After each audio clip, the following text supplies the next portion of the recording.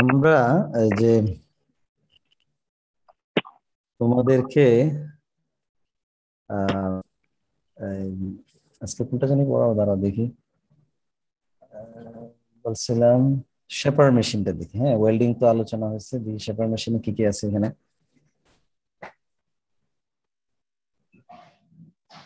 আচ্ছা, standard shaper machine, objective, introductions, এই। আচ্ছা, তো তোমাদেরকে আমি ওই যে এক্সপেরিমেন্ট 3 যেটা শেপার মেশিনের হ্যান্ড আউট দিছি, তাই না? ওই যে সফট কপি পাঠাইছি, পাইছো নি তোমরা?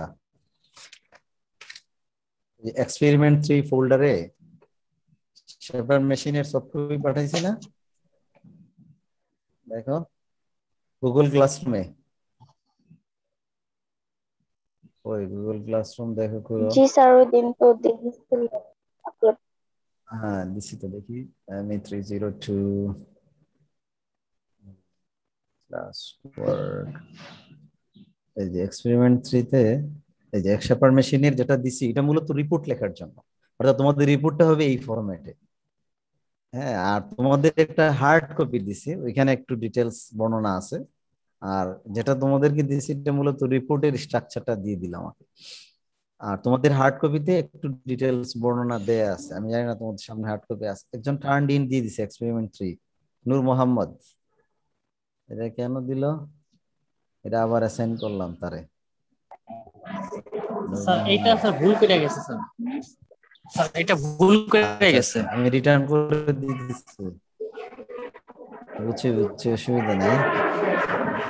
আমি জি তাহলে স্যার। ওটা রিটার্ন দিয়ে দিই।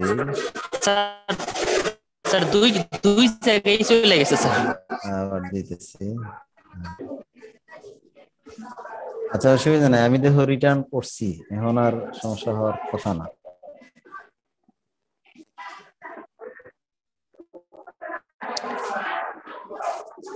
হ্যাঁ, দেখছো আবার 0 হয়ে গেছে।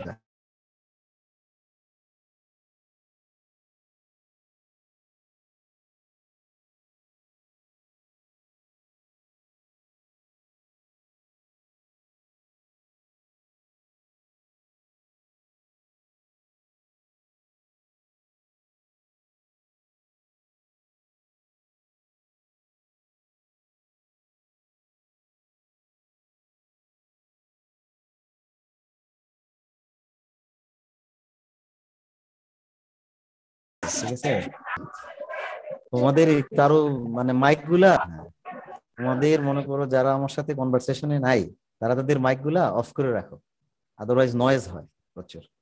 আচ্ছা, আমি স্ক্রিনটা শেয়ার করি। শেপার মেশিনের স্ক্রিনটা শেয়ার করলাম। আমাদের আজকের এক্সপেরিমেন্ট হলো study and operation of a shaper machine. তো এটা মূলত রিপোর্ট কিভাবে লিখবা সেটা আসলে এখানে ধারণা দেওয়া হয়েছে, যে প্রথমে তোমরা অবজেক্টিভ লিখবা। তো main objective of this experiment is to study the shaping machine and to perform some operation. Unfortunately অপারেশনটা পারফর্ম হবে না। কাজে স্টাডি ফোকাস করে অবজার্ভিং দি শেপার, যে মেশিনটা আমরা অবজার্ভ করবো, learning about different components of shaper and their functions, learning about clamping device, কিভাবে ওয়ার্কপিসটা ধরে। হ্যাঁ, আর প্রথমে আমরা জানবো যে শেপারের যে ডিফারেন্ট কম্পোনেন্টস, আর ক্ল্যাম্পিং ডিভাইস মানে যেটা দিয়ে ওয়ার্কপিস ধরে। লার্নিং অ্যাবাউট স্পেসিফিকেশনস, অর্থাৎ তার ডাইমেনশনের ব্যাপারে আমরা জানবো। হ্যাঁ, এটা লেন্থ, উইথ, অথবা কত ডায়ামিটার, কত লেন্থ বড় ওয়ার্কপিসে হোল্ড করে না করে, এগুলো হচ্ছে স্পেসিফিকেশন। এবং অ্যাপ্লিকেশন অফ শেপার, শেপার মেশিনের যে প্রায়োগিক দিক, ইউজটা মানে ব্যবহারটা কোথায় হয়, এগুলো হচ্ছে আমাদের অবজেক্টিভ। এগুলো তোমার রিপোর্ট এইভাবেই লিখবা। ইন্ট্রোডাকশন কি লেখছে, যে শেপার মেশিন আর machine tools which by way of chip removal. আগেই বলি, মেশিনিং মানেই হচ্ছে এখানে হচ্ছে রিডাকশন প্রসেস। ওয়েল্ডিং ছিল জয়েনিং প্রসেস, তাই না? দুটা মেটালকে জোড়া লাগাই, যেটা যেটা আমরা গতটা দেখলাম, ওয়েল্ডিং। আর যেগুলো আছে লেদ মেশিনই বলো, এগুলো সব মেশিনিং অপারেশন, মানে এখানে চিপ রিমুভাল। এখানে বলছে যে চিপ রিমুভাল। আচ্ছা, give workpiece the desired shape, dimensions, finish। আচ্ছা, তারপর ইজ মেইনলি ফ্ল্যাট সারফেস। আরেকটা কি এটা বৈশিষ্ট্য দেখো, লেদ মেশিনে ছিল সিলিন্ড্রিক্যাল অবজেক্ট। যাই আমরা করছি লেদ মেশিন দ্বারা, ওয়ার্কপিসটা অবশ্যই সিলিন্ড্রিক্যাল হতে হবে। হ্যাঁ, আর এই ক্ষেত্রে কিরকম হবে শেপার মেশিনের কাজটা, সেটা হচ্ছে ফ্ল্যাট সারফেস। অনেকটা আমি বলি আমাদের বাস্তব জীবনে যে কাঠ মিস্ত্রি যে রামদা করে না, আমাদের ট্রেডিশনাল ল্যাঙ্গুয়েজ যেটা আমরা ইউজ করি, যে কাঠের উপরে যে সার্ফেস ফিনিশ করে, ফ্ল্যাট সার্ফেসের কাঠের তক্তাগুলা বা চৌকাঠ, তখন কি হয় এখানে রামদা করে, তাই না, কিছু চিপস সরাই দিয়া এটার স্মুথ সার্ফেসটা বের করে নিয়ে আসে আমাদের সামনে। তো শেপার মেশিন অনেকটা এরকম, কাঠের উপর না করে এটা মেটালের সার্ফেসটারে স্মুথ করে, মেইনলি ফ্ল্যাট সার্ফেস। হ্যাঁ, শোল্ডার্স, গ্রুপস, আবার চাইলে গ্রুপ কাটা যাবে এটা দিয়ে। হ্যাঁ, কাঠমিস্ত্রির ক্ষেত্রে হয়তো বা গ্রুপ কাটে তারা বাটাল দিয়ে, যেটা আমরা ওই যে হ্যান্ড টুলসে দেখছিলাম, চিজেল যেটা বলে, বাংলায় বলে বাটাল না কি জানি কয়, চিজেল দিয়ে তারা বিভিন্ন গ্রুপ কাটে, এরকম গ্রুপ কাটা যাবে। হ্যাঁ, শোল্ডার গ্রুপস অথবা সিমিলার শেপস, বিভিন্ন ডবটেল, বিভিন্ন শেপ কাটা যায়, যেগুলো সাধারণত গাইড অথবা স্লাইড ওয়ে তৈরি করতে আমরা ব্যবহার করি। এখন দেখো এখানে তোমাদের জন্য এটা রেখে দেওয়া হয়েছে, তোমরা এটা প্রিন্ট করে এই নাম্বারিং করতে হবে, এই 1 নাম্বার এই কম্পোনেন্টটা কি, 2 নাম্বারের জিনিসটা কি, 3 নাম্বার কি, তোমরা এগুলো গুগলে গেলেই পেয়ে যাবা কোনটার কি নাম। আমি তাও বলতেছি, যেমন ধরো আমরা শুরুতে যাই এখানে, 1 নাম্বার ধরো এটা হচ্ছে এটা বেস, তাই না, যেটা যার উপরে ভিত্তি করে এটা দাঁড়ায় আছে। তারপরে যদি আমরা যাই 2 নাম্বারে যাই, এটা হচ্ছে তোমার সেই, এটা হচ্ছে ক্রস ট্রাভেল হ্যান্ডেল। এই হ্যান্ডেল দিয়ে আমরা ক্রস ওয়াইড, যাকে ক্রস ওয়াইড মানে কি, পারপেন্ডিকুলার টু ইউ, মানে তোমার লম্ব বরাবর সেটাকে সরানো যাবে, হয় তোমার দিকে অথবা তোমার থেকে দূরে, এটা এই হুইলটা ব্যবহার করে, এটা হচ্ছে ক্রস ট্রাভেলের হ্যান্ডেল বলা হয় এটাকে। হয় এই পুরো র্যামটাকে তোমার দিকে নিয়ে আসবো, পুরো এই বড় জিনিসটাকে, অথবা তোমার থেকে দূরে নেওয়ার জন্য ক্রস ওয়াইড, এটা 2 নাম্বারটা। আর 3 নাম্বার যে জিনিসটা, এটা হচ্ছে তোমার এই যে র্যাম যেটা বলা হয়, যেটা দিয়ে তোমার এই যে কাটিং টুলটা সামনে পিছনে যাবে, রিসিপ্রোকেটিং মোশন দেওয়া হয় যেটার মাধ্যমে, কারণ এটা কাটবে কিন্তু রিসিপ্রোকেটিং মোশনে, ফরওয়ার্ড স্ট্রোকে কেটে যাবে, ওই যে রামদার মতো কাঠমিস্ত্রি যে রামদা করে, ফরওয়ার্ড স্ট্রোকে কেটে যায়, রিটার্ন স্ট্রোকে কাটে না।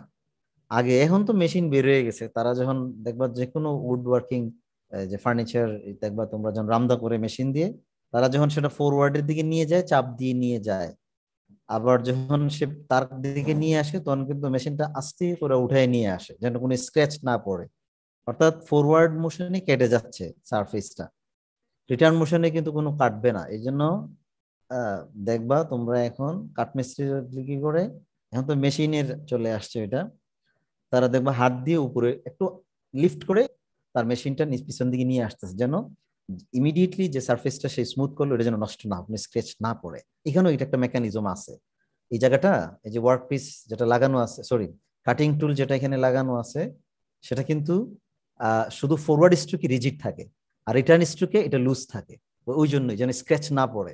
এটাকে ক্ল্যাপার বক্স বলা হয়। এটা এই 4 নম্বর যে বলা হয়েছে, এটা হচ্ছে একটা ক্ল্যাপার বক্স, অর্থাৎ ফরওয়ার্ড স্ট্রোকে এমন মেকানিজম যে ফরওয়ার্ড স্ট্রোকে এটা রিজিড হয়ে বসে থাকবে, আর রিটার্ন স্ট্রোকের সময় এই দিক থেকে কোনো ফেসেনিং নাই, অর্থাৎ এটা ভিতরের দিক থেকে এটা বাধা না, কাজে রিটার্ন স্ট্রোকের সময় এটা আলতু ভাবে, এটা কোনো চাপ সৃষ্টি করবে না ওয়ার্ক পিসের উপরে, জাস্ট আলতু ভাবে চলে আসবে। কারণ যদি রিটার্ন স্ট্রোকে এটা হার্ড বাধা থাকে, তাহলে ওয়ার্ক পিসের উপরে চাপ পড়বে। ওই জন্য এখানে একটা হাততালির মতো শব্দ হয়। হ্যাঁ, কারণ এই মনে করো রিটার্ন স্ট্রোকে এটা তো লুজ থাকে, তো এটা এখানে একটা গ্যাপ সৃষ্টি হয়, আবার যখন ফরওয়ার্ড স্ট্রোকে যায় তখন এটা চাপ খায়, তখন শব্দ হয়, এই জন্য এটার নাম হচ্ছে ক্ল্যাপার বক্স। এই ক্ল্যাপার বক্স, বুঝছে, এটা ফরওয়ার্ড স্ট্রোকে কাটে, রিটার্ন স্ট্রোকে এটা লুজ থাকে, যেন কোনো ওয়ার্ক পিস স্ক্র্যাচ না পড়ে। এবং এখানে আরেকটা কাজ করা হয় ক্ল্যাপার বক্সে, এই কাটিং টুলে টাইম সেভ করার জন্য, মেশিনিং টাইম, যেহেতু শুধুমাত্র ফরওয়ার্ড, এই যেটা হচ্ছে ওয়ার্ক পিস, 6 নাম্বারটা হলো আমার টেবিলের উপরে ওয়ার্ক পিস বসানো, যেহেতু সে শুধুমাত্র ফরওয়ার্ড স্ট্রোকে কাটে যাওয়ার সময়, আর যখন রিটার্ন আসে এখানে কিন্তু রিসিপ্রোকেটিং মোশন দিচ্ছে এই 3 নাম্বার র্যামে, তো যেহেতু সে ফেরত আসার সময় সে আসলে কাটে না, তাহলে এখানে এই যে মেশিনের টাইম ইউটিলাইজেশন কি হলো 50%, তাই না, যে শুধু যাওয়ার সময় কাটে, আসার সময় কাটে না। এখন যেটা করা হয়, মেশিনের ইউটিলাইজেশন টাইম বাড়ানোর জন্য এখানে 2 রকম স্পিড রাখা হয়। যাওয়ার সময় সে রিলেটিভলি আস্তে আস্তে যাবে, যেহেতু কেটে যায় আস্তে আস্তে কেটে যাবে, অর্থাৎ পুরো টাইমটা ইউটিলাইজ হচ্ছে, আর আসার সময় সে খুব কুইক রিটার্ন করবে, যেহেতু এই টাইমের কোনো ইউটিলাইজেশন নাই। ওই জন্য ভিতরে গিয়ার বক্সের ভিতরে এই যে এখানে যে এখানে আছে গিয়ার বক্স, এটা একটা মেকানিজম দেয়া আছে, যে সে মনে করো ফরওয়ার্ড স্ট্রোকে যে স্পিডে কাটা দরকার depending on workpiece material. Workpiece যদি সফট হয় তাহলে সে তার স্পিড বাড়ায় দেওয়া যাবে, ওয়ার্কপিস যদি হার্ড হয় তাহলে আস্তে আস্তে কেটে যাবে, নতুবা কাটিং টুল ভেঙে যাবে, বেশি স্পিডও দেওয়া যাবে না। এগুলো হচ্ছে কাটিং টুলের স্পিডটা আমরা ডিটারমাইন করব বেসড অন তোমার ওয়ার্কপিস ম্যাটেরিয়াল, এটা কি ম্যাটেরিয়াল কাটতেছে তার হার্ডনেসের উপরে। যদি সফট হয় তাহলে স্পিড বেশি দেওয়া যাবে, হ্যাঁ, আর যদি খুবই হার্ড হয় তাহলে কিন্তু আস্তে আস্তে কাটতে হবে, নতুবা কাটিং টুল ব্লান্ট হয়ে যাবে তাড়াতাড়ি অথবা ভেঙে যেতেও পারে। আচ্ছা, তাহলে স্পিডে ফরওয়ার্ড স্ট্রোকটা আমি ডিটারমাইন করব ডিপেন্ডিং অন ওয়ার্কপিস ম্যাটেরিয়াল এবং কাটিং টুলের কন্ডিশনের উপরে, আমি কি ধরনের কাটিং টুল ইউজ করতেছি, এটা কি হাই হাই স্পিড স্টিল নাকি কার্বাইড স্টিল, এরকম বিভিন্ন স্টিল দ্বারা কাটিং টুল তৈরি হয়, কারণ মেটাল দ্বারাই মেটাল কাটা হইতেছে এখানে। আচ্ছা, সেই হ্যাঁ বলো, সেই স্পিডটা আমি ডিটারমাইন করব ফরওয়ার্ড স্ট্রোকের স্পিডটা, তাহলে কাটিং টুলের কন্ডিশন এবং ওয়ার্কপিস ম্যাটেরিয়ালের উপরে। কিন্তু রিটার্ন স্ট্রোকে তো কিছু হয় না, কোনো কাটে না, কিচ্ছু না। এটার জন্য আমরা যেটা করি, খুব কুইক এটা আমি রিটার্ন করতে পারি।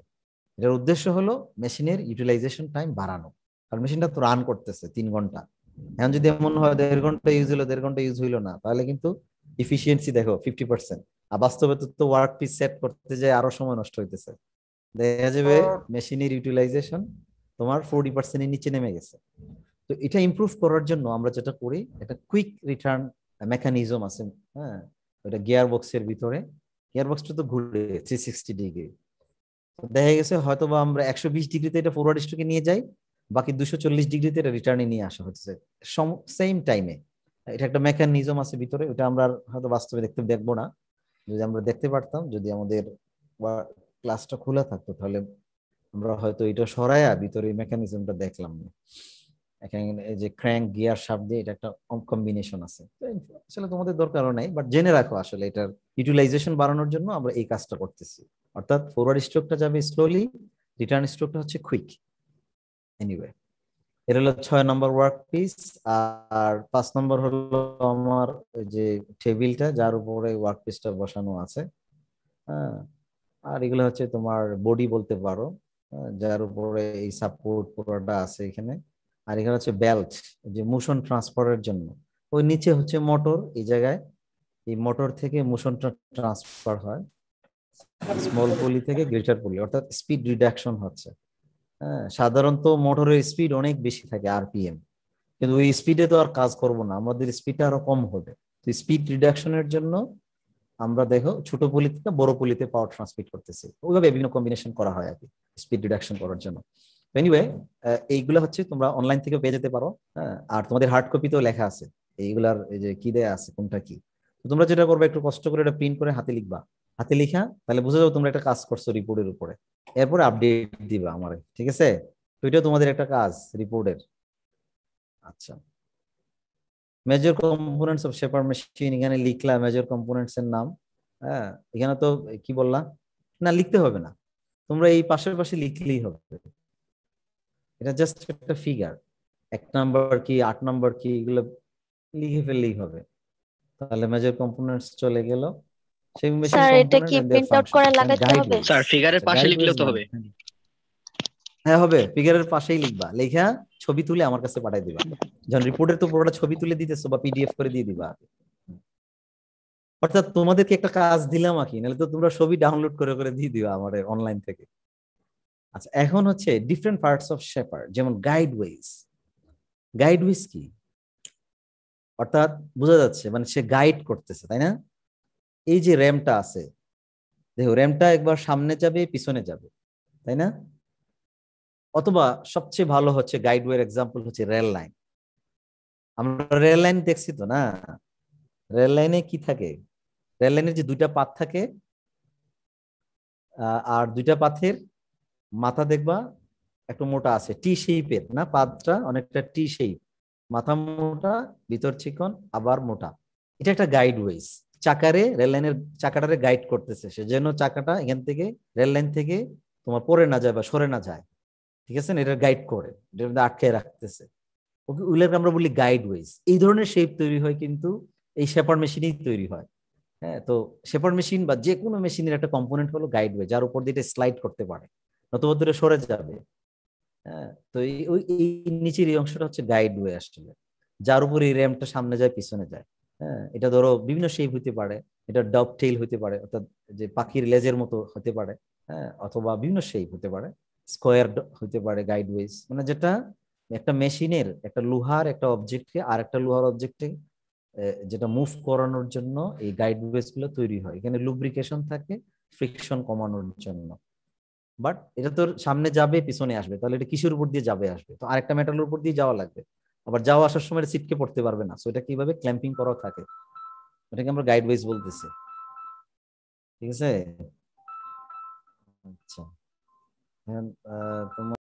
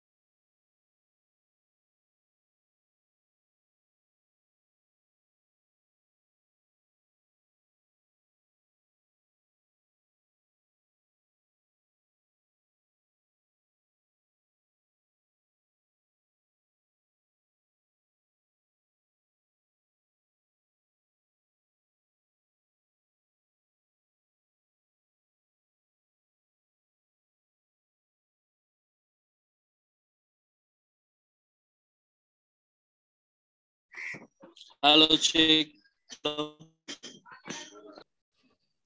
আমি সরি, আসলে ফোন আসছিল একটু emergency.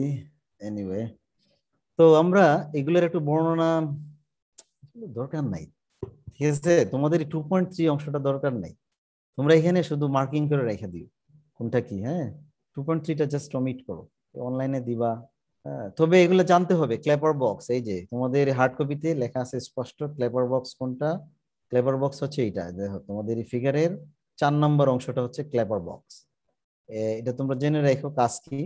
ক্লেপার box is needed to, because ওই যে বললাম রিটার্ন স্ট্রোকে যেন কোনো ধরনের স্ক্র্যাচ না পড়ে, এই জন্য ক্লেপার বক্সটা আমরা দেই।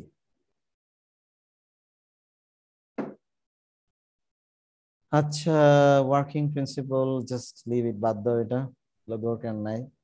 Work holding device, work piece clamping device, এটা দরকার নাই। টুলস ফর শেপিং, তাও দরকার নাই। Size and specification of shaping machine, আমাদের তো এটাও নেওয়া সম্ভব না বাস্তবে। শেপারের কিছু অ্যাপ্লিকেশন দিও, তাহলে ধরো আমি একটু তোমাদের সামারি করি, ফাইনালি বলবো না। অ্যাপ্লিকেশন যেমন ধরো এখানে কি কি হইতে পারে, তোমাদের এই যে কিসে আছে, যেমন গ্রুপস তৈরি করতে ইউজ হয়, বিভিন্ন গ্রুপ মানে স্লট, অথবা টি শেপ স্লট, অথবা dovetail shape slot, flats and angles. হ্যাঁ, এই এই জিনিসগুলো তোমাদের হার্ড কপিতে দেয়া আছে, ওইগুলা লিখবা, অ্যাপ্লিকেশন অফ দ্য শেপার। কনক্লুশনে যা তোমরা ট্রেডিশনালি লিখো, তোমরা কি জানলা এগুলো লিখবা। আর অ্যাসাইনমেন্ট হচ্ছে what has to be considered when completing workpiece, when master tool is claimed as short as possible। এগুলো হচ্ছে কিছু জেনারেল কোয়েশ্চেন আসলে। যেমন টুলটা কেন শর্ট রাখা হয়, বলতে পারবো না, why must tool is clamped as short as possible, যেখানে যে টুল ধরে রাখছে এটা কেন শর্ট রাখা হয়।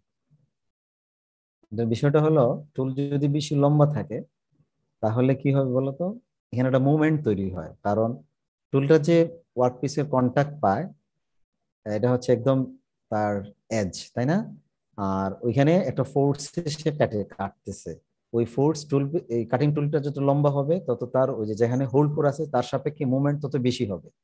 কাজেই কাটিং টুলেরও কিন্তু একটা স্ট্রেংথ লিমিট আছে, সে সর্বোচ্চ কত স্ট্রেংথ সে এন্ডিউর করতে পারে। তো আননেসেসারি লম্বা রাখা মানে অল্প ফোর্সেই কাটিং টুল বেশি স্ট্রেস জেনারেট করবে, কাটিং টুলটা ভেঙে যাবে। এই জন্য কাটিং টুলটা যত শর্ট রাখা যাবে তত ভালো। ওইটাই কোয়েশ্চেন এখানে দেয়া আছে, কিন্তু নর্মাল মেকানিক্স এখানে অ্যাপ্লাই করা হবে আর কি। কারেন্ট টুল কেন শর্ট রাখা হয়, why must tool is clamp, যদি পারো আনসার দিও দু একটা। Tool face, tool flank, just leave it, এটা দরকার নাই, এটা আনসার দেওয়া দরকার নাই, এগুলোও দরকার নাই। কুইক রিটার্ন মোশন মেকানিজম দরকার নাই। আচ্ছা, তাহলে অ্যাসাইনমেন্টের ভিতরে শুধুমাত্র দিলা টুল কেন শর্ট রাখা হয়, আর কি দিবা? তোমরা একটা কোয়েশ্চেন এখানে অ্যাড করতে পারো, তোমাদের হার্ড কপিতে আছে difference between shaper and planer. Difference between shaper and planer, এটা হার্ড কপিতে দেখা আছে। তো শেপার, এটা হচ্ছে শেপার মেশিন, আর প্ল্যানার মেশিন হচ্ছে তোমার যখন এখানে কি হয়, এখানে কাটিং টুলটা ফিক্স, সরি ওয়ার্ক পিসটা ফিক্স থাকে, কাটিং টুলটা মুভ করে, এটাকে হচ্ছে শেপার মেশিন। আর প্ল্যানার মেশিনে উল্টা হয়, এই ক্ষেত্রে যেটা হয় কাটিং টুল ফিক্স থাকে, ওয়ার্ক পিস যখন মুভমেন্ট করে, যেটা লেদ মেশিনের ক্ষেত্রে হয়েছিল, তখন সেটাকে আমরা প্ল্যানার বলি, কিন্তু function same, both the way function same. হ্যাঁ, অর্থাৎ ওয়ার্ক পিসটা তখন মুভ করে আর কাটিং টুলটা বসা থাকে, ফিক্স থাকে। কারেন্ট টুল মুভমেন্ট নাই, কিন্তু ওয়ার্ক পিসের যখন মুভমেন্ট থাকে তখন সেটাকে প্ল্যানার বলা হয়। মূল ডিফারেন্সটা এইটাই। তো তোমরা ওইটা একটা অ্যাসাইনমেন্ট হিসেবে দিও, শেপার্ড এবং প্ল্যানারের মধ্যে পার্থক্য। আর তো ছিল কুইক রিটার্ন মেকানিজম, এটা তো আর সম্ভব না। তাহলে দাঁড়াও আমি একটু এগুলো আবার বলি, রিপোর্টে কি কি থাকবে তোমাদের। অবজেক্টিভ থাকলো 1 নাম্বার, ইন্ট্রোডাকশন তো লিখলা, মার্কিং করে দিলা। যেহেতু কোয়েশ্চেন কম, কাজেই আমার মনে হয় এই জিনিসটা থাকলে ভালো হবে রিপোর্টটা, শেপিং মেশিন কম্পোনেন্ট এবং তার ফাংশন গুলা। গাইডওয়েজ কি, অর্থাৎ এই যে র্যাম বা এখানে মুভেবল যে পার্টস গুলো আছে, মুভেবল পার্টস গুলাকে যেটা গাইড করে সেটার নাম হচ্ছে গাইডওয়েজ। আর মেইন গিয়ারিং, গিয়ার ট্রেন, ক্রাঙ্করাম, এগুলো হচ্ছে তোমার এই জিনিসগুলো ইউজ হয় তোমার মোশন ট্রান্সফার পারপাসে। আসলে এই গিয়ার ট্রেনটা কেন লাগে, মোশনটা ট্রান্সফার, কারণ মোটর থেকে মোশনটা আসতেছে এবং এটার স্পিড অনেক বেশি মোটরের। হ্যাঁ, ওই স্পিডটা রিডাকশন এবং মোশন ট্রান্সফারের জন্য গিয়ার গুলো আমরা ইউজ করে থাকি। এটা এক কথায় বলে দিবা, গাইডওয়েজ তাহলে দাও। ক্ল্যাপার বক্সের কাজ কি, এটা তোমাদের হার্ড কপিতে লেখা আছে। ক্ল্যাপার বক্সটা হচ্ছে এই জন্যই যেন রিটার্ন স্ট্রোকে ওয়ার্ক পিসের উপরে যেন কোনো স্ক্র্যাচ না পড়ে, এই জন্য এই ক্ল্যাপার বক্স ইউজ করা হয়। এবং এটার ফাংশন হলো রিটার্ন স্ট্রোকে তোমার এই কাটিং টুলটা ফিক্স থাকবে না, এটা লুজ থাকবে। আর ফিক্স থাকলে তো স্ক্র্যাচ পড়বে ওয়ার্কপিসের উপর, লুজলি জাস্ট এটা ওভারলেপ করে যাবে, কোনো ধরনের স্ক্র্যাচ হবে না। এটাই হচ্ছে ক্লেপার বক্সের ফাংশন। তাহলে এটা থাক, রিপোর্টটা সুন্দর হবে। মেইন এই তিনটাই ফাংশন এখানে শেপিং মেশিন কম্পোনেন্টস। তাহলে 2.3 রিপোর্টে থাকতেছে। আর ওনার যে স্পেস রাখা হয়েছে এর চেয়ে কম স্পেসই তোমরা লিখতে পারবা। তোমরা সিম্পলি এটাকে প্রিন্ট করে এটার উপরেই হাতে লিখে দিয়ে দিলা, তাহলে আর তোমাদের আর ঝামেলা নাই। অবজেক্টিভ তো এজ ইট ইজ আছে, এটা তো কোনো চেঞ্জ নাই। শুধুমাত্র এক্সপেরিমেন্ট নাম্বার 3 লিখবা, আর উপরে টপ কি বলে, ইভেন যেহেতু এখন আমাদের হার্ড কপি না, এখানেই তোমাদের নাম দাম লিখে দিয়ে দিলা, রেজিস্ট্রেশন নাম্বার, কাজে পেজ আর বাড়ানো দরকার নাই। আর এখানে 2.4 আর আমি চাচ্ছি না, কিভাবে ওয়ার্কিং প্রিন্সিপল দরকার নাই, ওয়ার্ক হোল্ডিং ডিভাইস আর এগুলো লাগবে না কিছু। সাইজ এন্ড স্পেসিফিকেশন তো নেওয়া সম্ভব না, বাদ দাও। ও, এই দুইটা আমরা বলতে পারি। একটা শেপার মেশিনের স্পেসিফিকেশন না বললে আমরা সাইজ বলতে পারি। Size of a shaper can be specified by, একটা শেপারের সাইজ কিভাবে নির্ধারণ হবে, আমরা লেদ মেশিনের সাইজ কিভাবে নির্ধারণ হবে সেটা আমরা শিখছি। সেটা হচ্ছে কি, যে ম্যাক্সিমাম যে কি বলে diameter of the work piece, সর্বোচ্চ কত ডায়ামিটারের ওয়ার্ক পিস সে হোল্ড করতে পারবে, এটা দিয়ে লেদ মেশিনের সাইজ নির্ধারণ হবে। সর্বোচ্চ কত ডায়ামিটারের ওয়ার্ক পিস সে অর্থাৎ হোল্ড করতে পারবে যেন তার বেডে না লেগে যায়, এটা একটা লেদ মেশিনের ক্ষেত্রে। আর একটা হচ্ছে তোমার এই যে কি বলে গ্যাপ বিটুইন টেইল স্টক এবং হেড স্টক এবং টেইল স্টকের মধ্যবর্তী গ্যাপ, এই দুইটা বিষয় দিয়ে হচ্ছে লেদ মেশিনের সাইজ নির্ধারণ হয়। একইভাবে শেপার্ড মেশিনের সাইজ কিভাবে নির্ধারণ হবে, সেটা হচ্ছে শেপার্ড মেশিনের সাইজ আমরা নির্ধারণ করব এই যে এটা দ্বারা। ম্যাক্সিমাম কত সাইজের ওয়ার্ক পিস আমি হোল্ড করতে পারবো, সেটা একটা ডাইমেনশন তার, এটা দ্বারা নির্ধারণ হবে শেপার্ডের সাইজ, তাই না?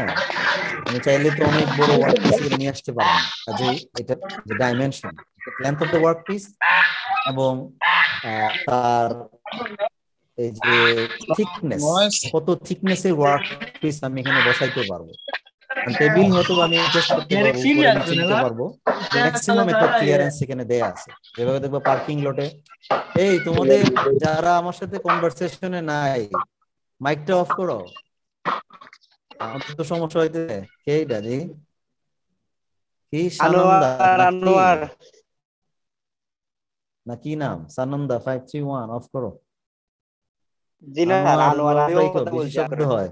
আচ্ছা, এখন আমরা বলতেছিলাম যে এখানে, আচ্ছা শোনো, এখানে তাহলে এটা তো কাটিং টুল, এটার কোনো লিমিটেশন নাই, এসে কেটে যাবে, সামনে পিছনে সে মুভ করবে, ঠিক আছে? এখন তুমি তাহলে এই শেপার মেশিনের যখন সাইজ বলবা, একটা মানুষ বুঝার জন্য সে কত বড় ওয়ার্ক পিস সেটা হ্যান্ডলিং করতে পারে, সেটা হচ্ছে তার দুইটা জিনিস। এটা হচ্ছে কারণ এই যে স্ট্রোকের একটা লিমিট আছে, তাই না? সর্বোচ্চ সে এক সিঙ্গেল স্ট্রোকে সে কতটুকু যাবে, তো অতটুকুই হচ্ছে তার পিসের উইথ। হ্যাঁ, আর দ্বিতীয়ত হলো কত মোটা ওয়ার্ক পিস এখানে বসানো যাবে, এই ক্লিয়ারেন্সটা কত জায়গা। টেবিলটাকে তো আমি নিচে নামাইতে পারবো, উপরে তো যাইছেন একবারে ওয়ার্ক পিসে লাগাইতে পারবো, কিন্তু সর্বোচ্চ কত নিচানো যাবে, নিচে নামা যাবে, এই ক্লিয়ারেন্সটা হলো তার একটা সাইজ। এই দুটো বলে দিতে হবে, কারণ এমন একটা, যেমন ধরো আমি বলি তোমাদের একটা রিয়েল একটা এক্সপিরিয়েন্স, একটা এক্সাম্পল বলে, আমাদের ওইখানে সিলেটে বাপেক্সের একটা এক্সপ্লোরেশন টিম আসছিল, বাপেক্স যে পেট্রোলিয়াম এক্সপ্লোরেশন, তো ওদের একটা মেশিন ওরা নিয়ে আসবে চিটাং থেকে। এই মেশিনটা আনতে যায়, দেখো ওরা মেশিনের যে ডাইমেনশনটা আছে ওটা বুঝতে পারে নাই, অথবা মেশিনের ডাইমেনশন ওরা ঠিকই বুঝতে পারছে, কিন্তু মেশিনটা তো আর এমনি আসবে না, এটা ট্রাকের উপরে আসতে হবে। তো ট্রাকের একটা হাইট আছে, ধরো 5 ফিট বা 4 ফিট। এখন দেখে গেছে মেশিনের হাইট এমন একটা হাইটে গেছে, ওই হাইটের জন্য এটা আমাদের যে হবিগঞ্জের যে খোয়াই নদী আছে, ওই ব্রিজ দিয়ে এটা নেওয়া যায় না, ওটার উপর লেগে যায়। দেখছো সাইজটা কত ইম্পর্টেন্ট জিনিস, স্পেসিফিকেশন কত ইম্পর্টেন্ট জিনিস। অর্থাৎ খোয়াই নদীর উপরে যে ব্রিজটা আছে, ওই ব্রিজের যে ডাইমেনশন আছে, অর্থাৎ তার উইডথ এবং হাইট, দেখা গেছে ওই মেশিনের ট্রাক সহ ওই মেশিনের ডাইমেনশন তার চেয়ে বেশি। ওই মেশিনটা এখন নদী ক্রস করতেই হবে ট্রাক দিয়ে। তো তারা যে কাজটা করছে, আমি জানি না যাদের ওই দিকে বাড়ি তারা দেখছো, শাস্তাগঞ্জ ক্রস করার সময় যে সিলেট থেকে ঢাকা যায় হাতের ডান দিকে, আরো প্রায় 4-5 বছর আগে কথা। কিন্তু মেশিনটা তো আনতে হবে, তার অনেক দূর থেকে বিদেশ থেকে নিয়ে আসছে, সাগর পাড়ি দিয়ে চিটাং হয়ে হবিগঞ্জে এসে মেশিনটা বসে রয়েছে, এখন আর নদী পার হতে পারতেছে। সাইজটা একটা ইম্পর্টেন্ট জিনিস থেকে প্রেডিক্ট করা এজ এ ইঞ্জিনিয়ার, এগুলো হচ্ছে জানতে হবে। আমি যে একটা মেশিন আনতেছি, এটা সর্বোচ্চ কত ওয়ার্ক পিস হ্যান্ডলিং করতে পারবে, অথবা আমাদের ওয়ার্ক পিসের সাইজ কত হবে, এগুলো ডিজাইনে এগুলো আমাদের ইউজ হবে, এই জন্য এগুলো আমাদের জানতে হবে। হবিগঞ্জের বিষয়টা পরে কি হলো, পরে তারা মার্চ মাসে, তখন প্রায় চৈত্র মাস, নদীতে পানি নাই, তারা নদী ভরাট করে রাস্তা করা লাগছে ট্রাকটাকে ক্রস করার জন্য। নদী ভরাট করে রাস্তা কমপ্লিট করছে, করে তারা একটা ট্রায়াল দিছে, একটা খালি গাড়ি, মনে করো লুডেড, এটা মেশিন নিয়ে নামে নাই প্রথমে, কারণ মেশিন দিয়ে দেওয়া যায়, $1 মিলিয়ন মেশিন, সেটা নামাবে না।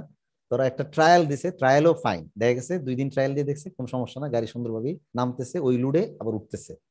ফাইনালি তার একটা ডেট সেট করছে যে ওই ডেটে তারা এটা ক্রস করাবে, কেন অনেক সিকিউরিটি ইস্যু আছে। তো আনফরচুনেটলি তার আগে চলে আসছে বন্যা, পুরা ভেঙে গেছে, পুরা কস্ট, এখানে একটা হিউজ কস্ট। পরে আরো 6 মাস ওয়েট করে সেপ্টেম্বর বা অক্টোবরের দিকে পানি যখন কমছে, আবার তারা একটা করে তারপরে এটা ক্রস করাইছে। তো দেখো যে সিম্পল, মানে একটা যখন তুমি কোনো ব্যাপারে ডিসিশন নিবা, দেখো কতগুলো ডাইমেনশন তোমার মাথায় রাখতে হয়, এই জন্য এগুলো একটা ইম্পর্টেন্ট জিনিস, হালকা জিনিস না। এই জন্য এটা তোমার জানা দরকার। এটা একটা শেপার মেশিনের সাইজ কি দ্বারা নির্ধারিত হয়, এটা হচ্ছে ম্যাক্সিমাম কত বড় ওয়ার্ক পিস সে হোল্ড করতে পারে, অর্থাৎ তার ধরো ওই যে উইথটা এই ক্ষেত্রে, কারণ লেন্থ অফ দ্য স্ট্রোক, র্যামের একটা সর্বোচ্চ লেন্থ সে কতটা কভার করতে পারে, এর চেয়ে বড় বড় উইডথের ম্যাটেরিয়াল হলে এখানে সারফেস ফিনিশ আনা যাবে না, মানে এটা ফিনিশিং করা যাবে না। আর হচ্ছে তার এই যে থিকনেসটা, ওয়ার্ক পিসের ক্লিয়ারেন্স এর চেয়ে বেশি হয়ে গেলে সমস্যা হবে। আর স্পেসিফিকেশনটা আর বললাম না, কারণ তোমরা এখন পাইবা কই, ওয়ার্ক মেশিন দেখলে না লিখতে পারবা, আর অ্যাপ্লিকেশনটা দিবা আর কনক্লুশন। তাহলে বাদ গেল কোনটা কোনটা? টুলস ফর শেপিং দরকার নাই, ওয়ার্ক হোল্ডিং ডিভাইস দরকার নাই, হাউ ইট ওয়ার্কস দরকার নাই। তিনটা শুধু বাদ গেছে রিপোর্ট থেকে, অর্থাৎ শুধু এই পেজটা বাদ যাবে, অর্থাৎ পেজ নাম্বার এটা কত 4 নম্বর পেজটা বাদ যাবে, বাকি সবগুলা দিও। হ্যাঁ, স্পেসিফিকেশন তো তোমরা জানো না যেহেতু আর লাগবে না। সাইজটা দিও, কি কিসের দ্বারা শেপার মেশিন কিভাবে স্পেসিফাইড হবে সেটা যে দুইটা বললাম, এটা হলো লেন্থ অফ দি, যে maximum length of the stroke length, আর একটা হচ্ছে ওয়ার্ক পিসের ডাইমেনশন, দুইটাই হচ্ছে তোমার সাইজ।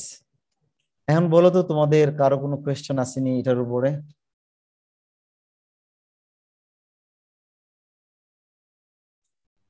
স্যার এটা তো ওয়ার্ড ফাইলে দিব তাই না? জাস্ট ছবিটা ওয়ার্ড প্রিন্ট দেও, করে, পিডিএফ দেও, ডাজন্ট ম্যাটার, যেভাবে ইচ্ছা দিয়ে দাও। মানে স্যার লেখাগুলো স্যার হাতে লিখবো না তো? ও না, হাতে লিখে দিতে পারো, এটা তো ফরম্যাট দেওয়া, হাতে লিখে দিলে তো সুন্দর হবে। দেখো এখানে তো একদম তোমাদের রিপোর্ট আকারে এটা দেওয়া আছে পেজগুলা, হাতে লিখে দাও, বুঝছো না? একটা দেখি প্রিন্ট দিয়ে তোমরা হাতে লিখে পিডিএফ করে দেওয়া লাগবে। ইয়েস, প্রিন্ট দিয়ে হাতে লিখে ছবি তুলে দিয়ে দিবা তোমাদের মোবাইল দিয়ে বা স্ক্যানার হোয়াটএভার, যেটা যার কাছে আছে, এটা কোনো সমস্যা না। এটা দাও, 5 পেজ আছে, 5 পেজ দিয়ে দাও, পিস করে দিয়ে দিও। আর এইখানেই তোমাদের নাম দাম লিখে দিও, এক্সপেরিমেন্ট নাম্বার জায়গা না নিলে উপরেই। হ্যাঁ বলো।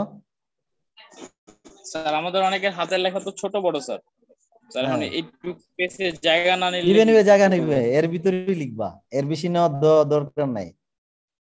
তোমরা আইএলটিএস পরীক্ষা দিছো? আইএলস কেউ? আচ্ছা, বা তোমাদের মধ্যে থেকে কেউ বুয়েটের অ্যাডমিশন টেস্ট দিছো? ওইখানে কিন্তু জায়গা তারা স্পেসিফাই করে দেয়, তো এটা একটা ক্রেডিট। এর ভিতরে তুমি মূল বিষয়টা লেখা, আননেসেসারি লেখার কোনো মানে নাই, তুমি মূল বিষয়টা লিখবা, দ্যাটস ইট।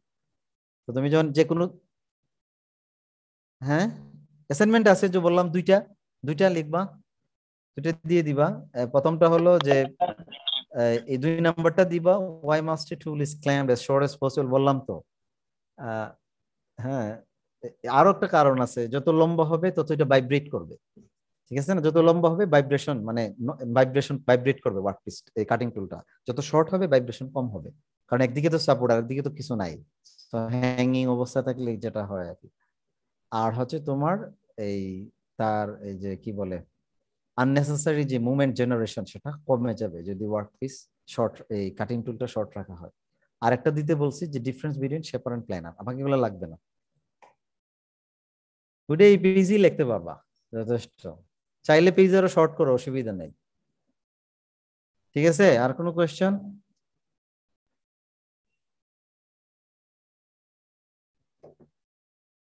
না থাকলে আমরা এখানে এটা শেষ করে দিই আজকের ল্যাবটা। হ্যাঁ, আমাদের লাস্ট ল্যাবটা হবে ড্রিলিং মেশিনের উপরে, দেখি আজকে কি বার, হয়তো কোনো এক সময় আমরা নিয়ে নিব। হ্যাঁ, তার আগে তোমরা রিপোর্ট গুলো দাও, আমি সব রিপোর্ট গুলো একটু দেখি এক নজরে, কেউ কেউ বাকি রয়ে গেছে তো। এরপর তোমাদের একটা ডেট দিয়ে দিব না তোমাদের এই যে কুইজের জন্য, দেন ভাইবা নিয়ে নিব। আচ্ছা দেখি তো আজকে কারা কারা প্রেজেন্ট আছো, এটা অ্যাটেন্ডেন্স নেই, এটা নিলে ভালো আছে। তারিখ কত? 22। আচ্ছা, শুরু থেকেই দেখি নাকি। 2 আসো নি? 2 রোল নাম্বার 2 নাই। 4 আসো, তারপরে 6 নাই, 7 প্রেজেন্ট স্যার। 8 present sir. আছে, 9 Yes, sir. Assistant. Good good, 12 আছে, Yes, sir. 13 yes sir.